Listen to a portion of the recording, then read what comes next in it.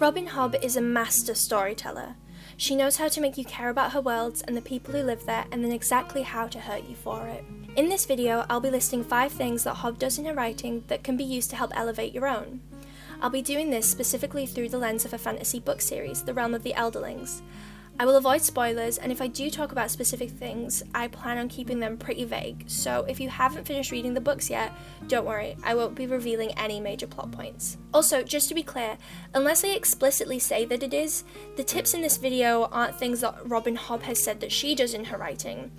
This is my own analysis of her work and what I personally believe makes her such a strong writer. Number 5. Try to enjoy every part of the story. When writing, I've often fallen into the trap of rushing through the things I consider the boring parts in order to get to the action. But if you don't find what you're writing interesting, then why should your reader? The beginning of Hobb's books aren't something we need to get through to reach the inciting incident, they're a part of the story. I'm going to use her book, Ship of Magic, as an example. The first few chapters take their time introducing the reader to a collection of many new characters and their struggles. One of the characters is Althea.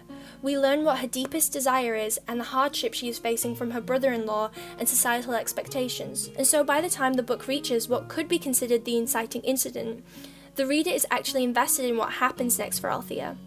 I personally really prefer the slower pacing because sometimes in other books, I'm reading about a character I've known for like a minute and suddenly their mother is murdered and they need to go on a quest for revenge, and I have to say it's extremely rare I'm reading because I want justice for the mother. More likely I want to see what happens next, and I trust that I'll grow to care for the characters along the way, which isn't always the case. With Hobb's books, the reader is given time to get invested.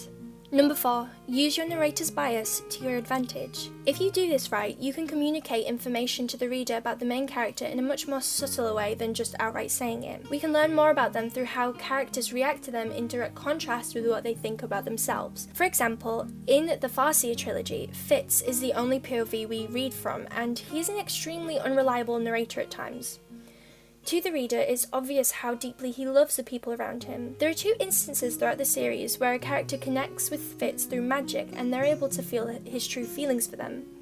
In both instances, these characters are extremely shocked to find out that he actually loves them. Fitz is a very reflective person. He spends more time thinking these things rather than voicing them, so as a reader, we're very aware that he's constantly thinking about the people he loves and how he can protect them, but for the people around him, the perception of him is rather different, as he can appear quite distant and his actions confusing. Another example of this is Kennet from the Live Ship Traders. In Ship of Magic, we can see in the chapters from Kennet's POV that he's very obviously a terrible person, but the people around him have no idea.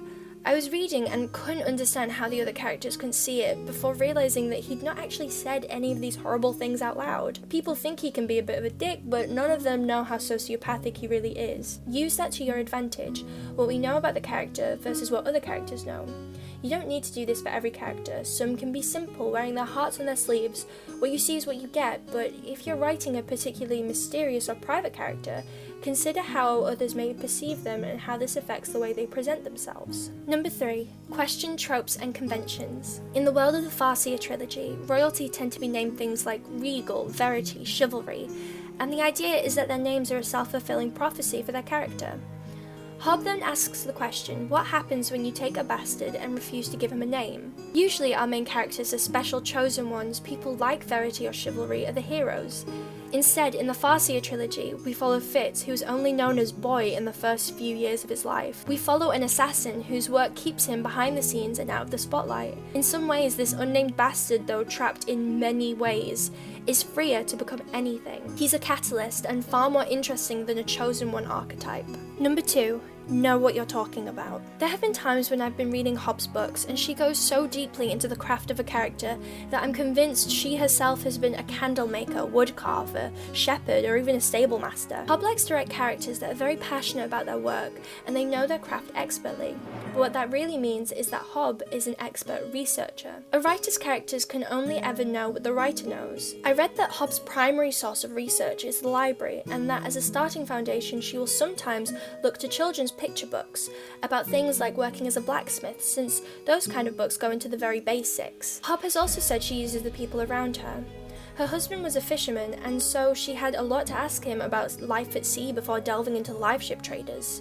The people around you are an incredible resource. Use them. Most people will be more than happy to chat to you about their special interests. In fact, I'm certain they've been waiting for someone to ask. Number 1. The details matter. This advice is specifically for building character.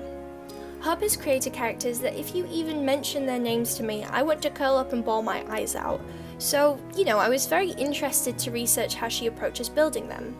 In the podcast Writing Excuses, the link will be in the description, she mentioned a few things that should be considered. Upbringing, class, and attitude. These 3 things are a fantastic starting point for character creation. Upbringing. Did your character have strict parents? Did they have to grow up fast? Were they well loved? Perhaps it'll never come up in your story that the main character's best friend didn't really know a lot of other kids growing up, which is why he's not too great at making friends and struggles talking to people his own age. But this is good information for you, the writer, because it helps inform your character's personality. How about class? Are they wealthy or just getting by? It'll definitely have an impact on the kind of language that they use and the things they believe in. If they're from a more rural, lower class area, maybe they speak with a thick accent and use phrases specific to that area. Maybe you're writing a character that comes from an extremely privileged background with an expensive education, and so when it comes to book smarts, they're unmatched. Unfortunately, however, when they're in a position where street smarts are required, they have no idea what they're doing. They'll stand and wait for someone to help them. And then there's attitude. Attitude is an interesting way to help write dialogue that is distinct to an individual character. In the podcast, Hobb was asked, how would you differentiate 2 characters with the exact same class and upbringing? And attitude makes all the difference. The example Hobb used was this idea of a man and woman both raised in households where money was tight. The woman grows up to be extremely stingy with money. This seeps into her personality as people perceive her as severe and cold, whereas the man spends money hand over fist. Whenever he suddenly has money, he doesn't know what to do with it, often gambling it all away. His attitude towards his way of living far more relaxed as he's decided to enjoy the money while he has it. So consider, are you writing a lazy character? If so, maybe they speak with a drawl, or maybe you're writing a people pleaser who only feels a sense of worth while helping others. Their dialogue is therefore often babbling and apologetic. Additionally, when writing a scene, think about what your characters would be focusing on. I want to compare 2 very different characters. Fitz from the Farseer trilogy, and Malta, specifically in Ship of Magic. Fitz has been trained as an assassin. When he enters a room, his mind gets straight to work, taking in information about the people in the space, analysing their words, appearances, and actions. Meanwhile, Malta is a spoilt adolescent and has entirely different priorities. When she enters a room, if she's not interested in the conversation, she's probably going to ignore it and focus instead on what everyone is wearing. There's a scene in Ship of Magic where there's an important political conversation going on that seems to carry a lot of weight, and Malta just leaves because she finds it boring, which is something Fitz would never do. Hobb's characters are so vivid. She has said that it isn't that she sits down and considers these things, rather that characters often present themselves to her. But if, like me, character writing is one of your weaker areas, then this is a useful way to start approaching things. And that's the list. Pinch and adapt whatever you want from this. Maybe none of what I've suggested is actually applicable to the type of story you're trying to tell, but it never hurts to hear what different writers are up to. If you haven't read any of Robin Hobb's books, I highly recommend it. I hope you enjoyed the video and thank you so much for watching.